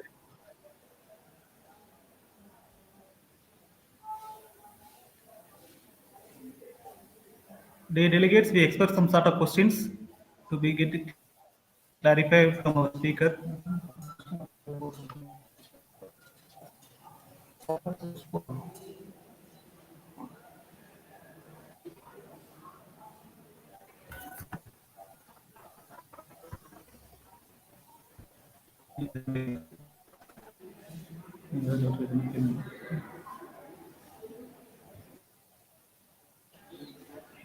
Sir, actually, another one sort of query from my side. Actually, nowadays people start to lack confidence on Tamil system of medicine, and they are more oriented towards allopathy system of medicine. And it could be due to the rate of onset of action. In that particular aspect, can we suggest any sort of Tamil system of medicines that could provide a quick onset of action compared to that of allopathy system of medicine? Very nice, very nice. It's an excellent question from Dr. Kandasamy sir. Thank you very much for the nice question. So what happens of late is we have all become impatient. So we are not, we don't have the patience. We are impatient. We want everything fast. So this was not the culture in Tamil, and this is not the culture as per the Siddha system of medicine. See, over a period of time, we have got a disease, and that disease we want to just cure it at a fraction of a second, and that means we are not for cure. We are only for symptomatic treatment. We don't want that symptom. If the disease is somewhere inside, I'm least bothered. So that should not be the way. This fast cure is just like our fast food. Both of them are not healthy. Now, in our Siddha system of medicine, it is not a medicine, it is a way of life. Today, the way of life on which we are all traveling is very horrible. We are working late night till 2 o'clock, 1 o'clock, 2 o'clock, and then we get up late in the morning. So this is not there in our Siddha system of medicine. So as per Siddha system of medicine, early to bed and early to rise makes a man healthy, wealthy, and wise. So getting up early in the morning is the best system. But how do we bring it to the younger generation? We have to speak science to them. See, we have a body clock that is called a biological clock that is called a circadian rhythm. So as per the circadian rhythm, you will have to get up early in the morning. So if we speak science, then they may get motivated and they may get up early in the morning. Number one, as soon as you get up, what you have to do? You have to drink water. So that is called in Tamil as Ushabana Sigichai. So that means you have to keep yourself hydrated. So like this, each and every point of healthy living, you will have to enforce in them. But the question that you asked, onset of action, here, see, when it is symptomatic treatment, you can reduce the onset of action and it can give you immediate relief. But in Siddha system of medicine, we don't treat the symptom. We just hit at the cause of the disease. So if suppose a person is having a skin disease, then what is the reason? The skin is not healthy, number one. The skin is dry. So how do you keep the skin hydrated? How do you provide the nutrients that is required for the skin? So how do you maintain the skin? So these and all are taken care of so that the skin disease is cured and there is no recurrence. So in this process, going for a shortcut just for the sake of time may not be beneficial. So overnight, if you want to get something, so that in our system of medicine is very difficult.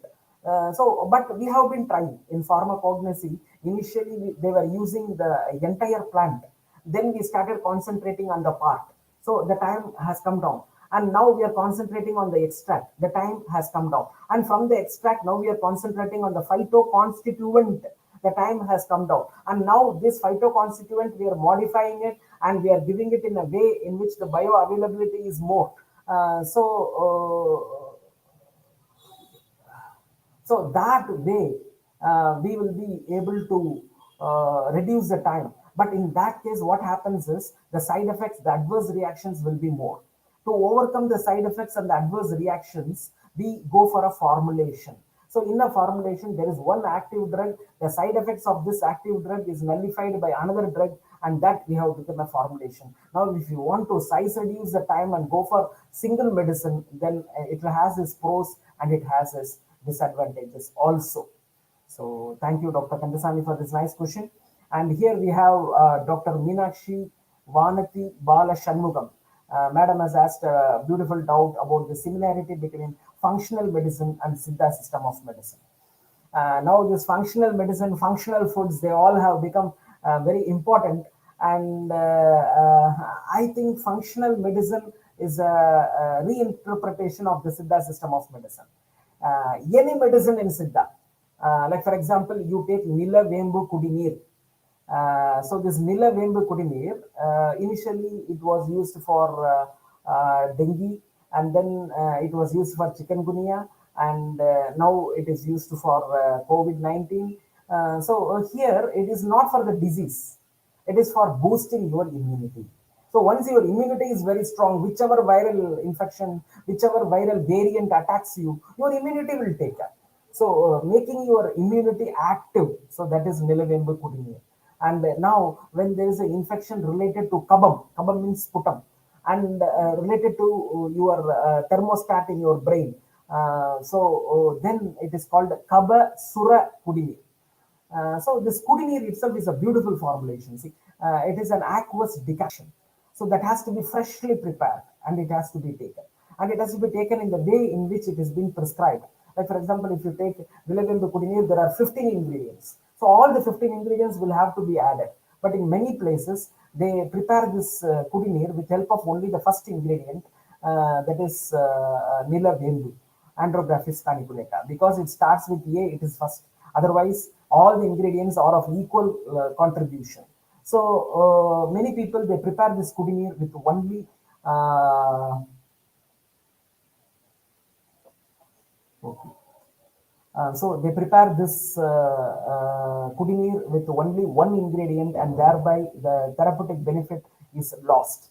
So all formulations of the Siddha system of medicine are functional medicine. Only thing is we need to understand it in the right perspective. Somebody has concentrated the aqueous decoction of Nilivembu Kudineer and they have started giving it. Somebody has made a tablet out of it. Somebody has made a syrup out of it.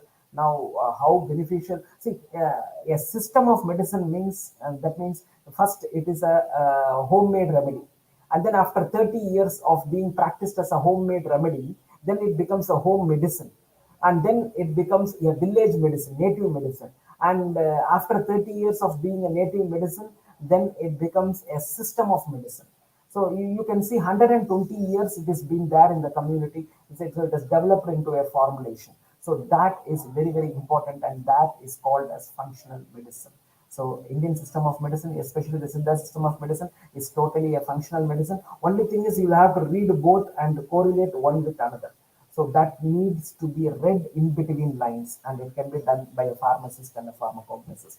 Thank you for your interest, madam. And here I thank Dr. Mamta Logesh, who has come out with a beautiful question. Sir, I request you to suggest the younger generation on the benefits of pharmacognosy in relation to our profession. Now, as a pharmacist, the first duty is you should be healthy. So if you should be healthy, then you should follow pharmacognosy, number one. Number two, if you want your family to be healthy, then you should follow pharmacognosy. See, pharmacognosy is a way of life. So it is concentrating on prevention of disease. So when you follow pharmacognosy, then you will be healthy. You will not be prone to disease. So I'm sorry. So for this, you should be interested into the subject. You should read it. And then you know the background of science. You should apply your science knowledge. And however you want, you again reprove it to the society. So this is the duty as a pharmacognosist to our community, to prove the effectiveness of our system of medicine. You cannot expect an American, a British or an Australian to come to our Tamil Nadu and study our Tamil system of medicine and prove it to the world. So you, a Tamilian, you an Indian, it is your duty to prove your system of medicine to the world. And that is the duty of the pharmacognosist. And if you do it, then our profession will grow. Today, if you see, the people go to those doctors who are actually diagnosing properly and giving the correct treatment. Because before going to the doctor, he does a Google search, he finds out everything, and then he goes for a cross verification to this doctor. So in this era, what is very important is first creating awareness. So the awareness can be created only if we try to reinterpret our system of medicine in the eyes of modern science. So that has to be done, and for that only we have been here in this stage with Karpagam College of Pharmacy and all of the active 400 participants. So thank you very much for your question. I think I have answered yourself. And again, we have here a beautiful question from Dr. Sanjeev Kumar P. In this time of pandemic, we all have been following a lot of traditional kashayam at home and remedies. Sir, what is your suggestion and advice as a preventive measure? See, we have a therapy in our Tamil system of medicine that is called as a hydrotherapy. If you go to Kerala, they follow this therapy. They will give you warm water, and in some time the warm water will be yellow color. That means it is called Siragathani. They have added Jira water, and in some places it will be gray. That means Karangali. They have added. In some places it will be maroon color. It is called Padimukam. So these and all are small baths of medicinal trees that are added to boiling water, and when it is boiled and it is taken, and then it is a prophylaxis. So it boosts your immunity. In Tamil, we have a beautiful proverb: Neer suriki, more periki, nei uriki, unbavardam, per uraika, pompini. That means water, you will have to boil it, and then you have to cool it, and you will have to consume it. So when you boil it, the oxygen dissolved in the water goes off, and when you cool it, more number of oxygen, more amount of oxygen get dissolved in that water, and so that is where you have to take it. Neer suriki, that is the meaning of it. More periki, you are always supposed to take buttermilk, never take curd, and that buttermilk that you take must be very dilute, because when it is more dilute, then the lactobacilli becomes very active, and then they take care of your digestive tract. More periki, nei uriki. So you should never consume ghee as such. You have to take butter, you have to melt it, and that freshly melted butter, that is called ghee, that you will have to consume. So that is good fat. So these and all are the proverbs of Siddha system of medicine in Tamil. So all this are preventive measures. Only thing is we have to get interested into it. And in those days, if you are having cold, they will give me inji kashayam. So if I'm having a problem in my stomach, then they will give me sukku kashayam. So what is the difference between inji and sukku? Kalayil inji, nanpagal sukku, malayil kadukkai, mandalam undu vandal, kolai moondri nadakkum kiravanum, kolai visi nadappane. This is again Tamil proverb. The people, the participants who don't know Tamil, please don't mistake me. In the morning, you are supposed to take fresh ginger. In the afternoon, you are supposed to take dry ginger. In the night, you are supposed to take terminalia, chabula. So if you take like this, then you will be youth forever. So that aging process will be slowed down. So this is the concept of it. So like that, we have a lot of measures. So all these measures, we need to scientifically prove it. So on ginger, a lot of work has been done. So what is the difference between fresh ginger and dry ginger, and how, why we have to take one in the morning, one in the afternoon, and what is the therapeutic benefits of terminalia? If we do all that, and if we can bring it to the people will be interested about it. They will start taking this traditional aqueous extracts and hydrotherapy, and they will be healthy, and they will be blessing our pharmacognosy and pharmacists, and this is our professional responsibility and duty to our community. Thank you very much, Dr. Senthil Kumar P. I have here one beautiful question from Dr. Karpaka Valli. Good afternoon, sir. An excellent and very useful informative session to all of us. Kindly clarify the reason for the lack of standardization methods of the Tamil medicine and the ways to overcome it. It's a beautiful question. Excellent question. Thank you very much, Dr. Karpaka Valli. And as I have already said in my talk, the entire Siddha system of medicine was for free. So when you are giving something for free, there are no chances of adulteration, there are no chances of substitution. So there is no need of a rigid quality control. There was a quality control, there is a quality control. Like if you take even Basma, for Basma we have Reka Purita, Varitara, Nischandrika, Apurna Bhava. So these are all are the 4 tests for a Basma. And similarly, like that, we have tests for each and every medicine in the Siddha system of medicine. But over a period of time, instead of tailor-made medicine, it has become bulk manufacturing. Instead of free medicine, it has become medicine for money, medicine for profit. So for this reason, the level of standardization that is required is different, and that is not available in our Siddha system of medicine. So as I had already requested, as a pharmacist, as a pharmacognostist, it's our first duty, number 1, to do scale-up studies so that the effectiveness of our Siddha formulations is maintained. Number 2, to do standardization in 3 aspects. Number 1, raw material standardization. Number 2, in-process quality control. And number 3, finished product quality control. So all these are lacking because the objective of the system was to give medicine for free. So that is why it is lacking, and this system has been sidelined for 500 years. 200 years under the British, 300 years under the Muslim Mughal rule. So at the time we had Unani system of medicine. We need to develop it. I think there is some problem. Organizers, admin, please take care. And that is the way to overcome this lack of standardization. Thank you very much, Dr. Karpakavalli.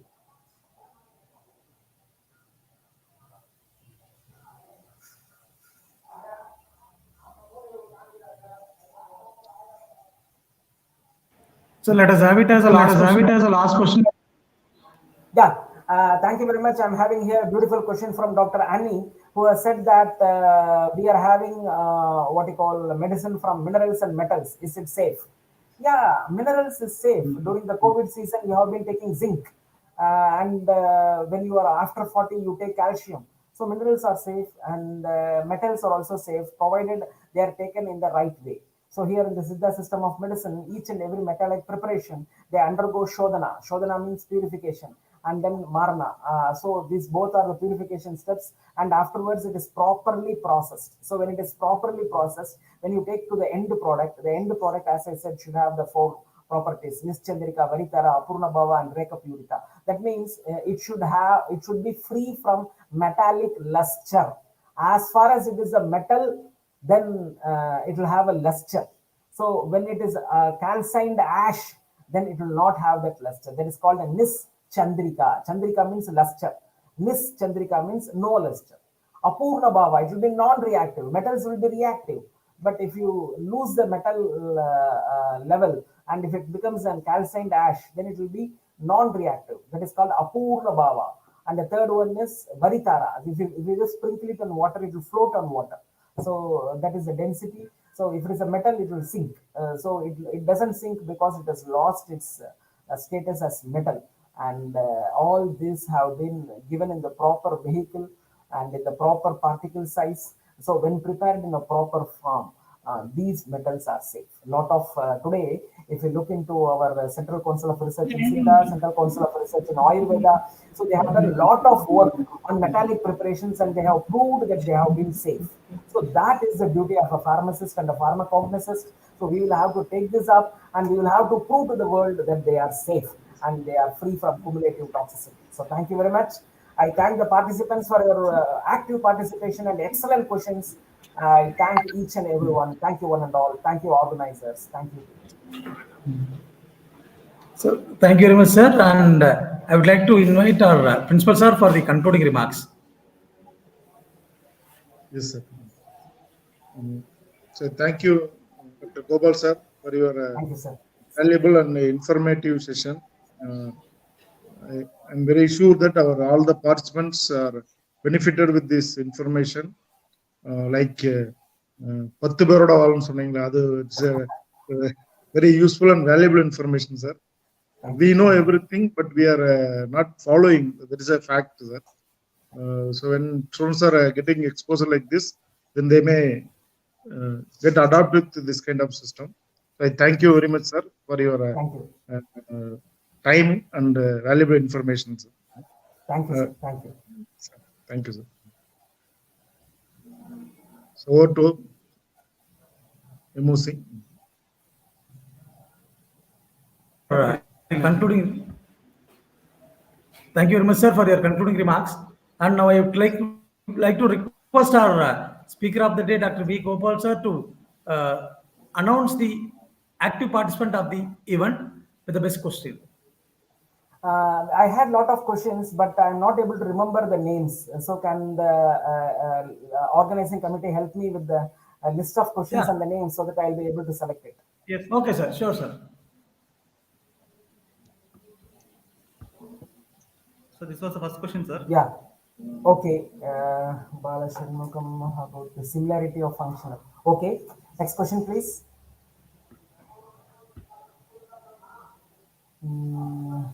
Okay. This is Mumta Lokesh. Okay. Next question. Okay. Dr. Sendil. Yeah. Next question.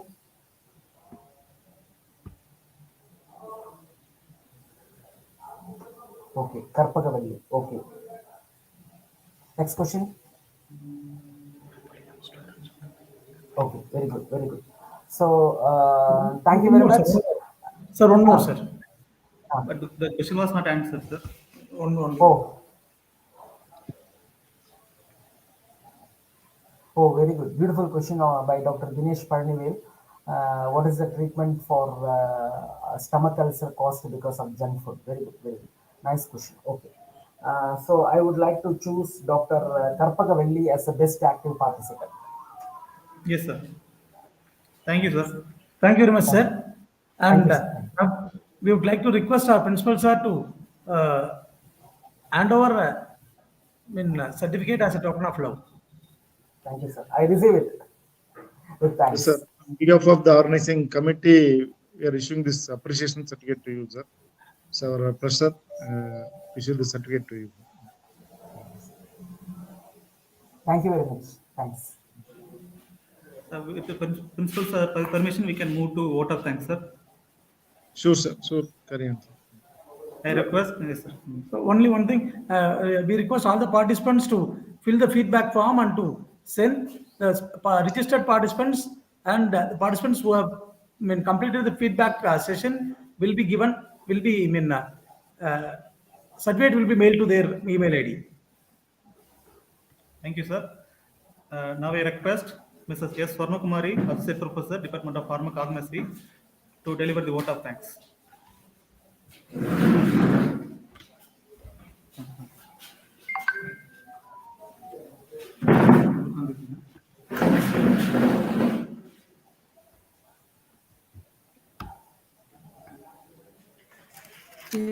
Very good afternoon to respected dignitaries, faculty members, colleagues, delegates of various institutions, and dear students. On behalf of organizing committee, I would like to thank the gathering. I feel honored to take this platform and thank each one of you. I wholeheartedly thank our management, Karpagam Group of Institutions, and Karpagam Charity Trust on creating this wonderful event. I would like to express my gratitude to our principal, sir, Dr. S. Mohan, who encouraged us to organize the webinar. We feel grateful to thank our eminent speaker on this auspicious day, none other than our resource person, Professor Dr. V. Gopal, Registrar, Academic and Principal, College of Pharmacy, Mother Theresa, Postgraduate and Research Institute of Health Science, Puducherry. We thank you, sir. Our sincere thanks to Dr. Hanumantachar Joshi, Principal, Sarada Vilas College of Pharmacy, Mysore, Karnataka, President, all Pharmacognosists and Phytochemist Association, India. Thank you, sir. We thank our Research Director, Dr. A. Nagarajan, sir, for his valuable talk. The successful session was led by the active participants. I would like to express my gratitude to all the participants for their presence throughout the session. It's my pleasure to thank the organizing committee members of Department of Pharmacognosy and Placement and Training Cell and all HODs of KCP. I extend my gratitude to our teaching, admin and non-teaching staffs of KCP. Hope everyone have enjoyed a knowledgeable and valuable sessions. Once again, I thank everyone for making the session successful. Thank you.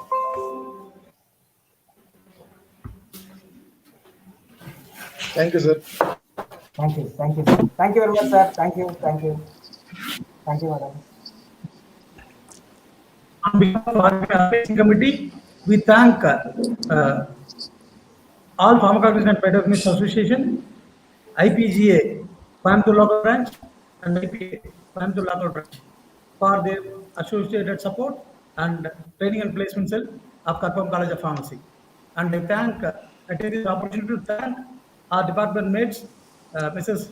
S. Swarnakumari ma'am, Associate Professor, and Ms. Mamta, Assistant Professor, for their kind cooperation, and the placement in charge, Dr. C. Sindhukumar sir, and Dr. Satish sir, for their kind support. And wholeheartedly, I thank our principal sir, without whom this was not feasible for us. And we are sure to do much more in the coming years with the great support of our leader, Dr. Mohan sir. Thank you very much, sir. Thank you very much. Thank you to Dr. Gopal sir for your. Thank you very much. Thanks timely. a lot. Thanks to the entire team. Thanks to the principal. Thanks to APA. Thanks to IPA. Thanks to IPGA. Thanks to the Pharmacognosy department. Thanks to active participants. Thank you. Bye. Thank you, sir. Thank you. Thank you, sir. Can we leave? Yes, sir. Sure, sir. Sure. Yes, sir. Yes, sir. Thank you. Thank you, Sir. Bye. Thank you, sir. Thank you. Bye, sir.